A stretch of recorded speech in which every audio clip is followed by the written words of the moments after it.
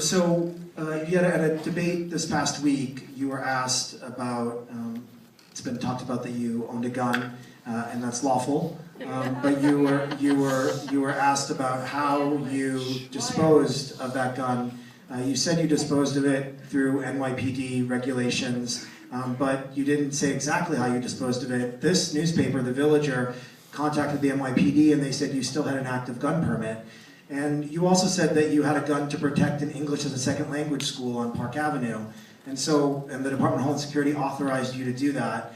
I just want to finally set the record straight and figure out how you disposed of it. And did the Department of Homeland Security authorize you to have that gun and require you to have it for your school?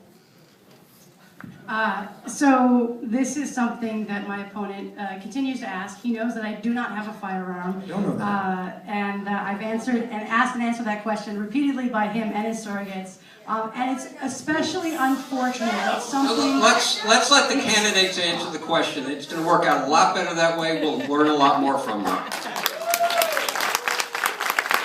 So I just want you to know, I do not have a firearm. I do not have a firearm license. What Corey is referring to is when I owned a school, I was basically the school safety officer, and it was my job to hold the license for the firearm that was locked in a lockbox. I was also in charge of dealing with people if they came to the front desk. If there was an altercation, I had to interface with the security desk downstairs and have them removed. It was my responsibility to do all of that. When I sold the school and the license is transferred, the gun was turned in to the NYPD in accordance with NYPD policies and practices. What it means to me is that Corey doesn't understand the basic concepts of gun safety, because the issue in terms of locating, identifying, and turning in guns deals with unlicensed guns. And the issue is very important. This is a very important issue. It means a lot to me. And it's unfortunate that my opponent continues to try to use this as a gotcha politics hit.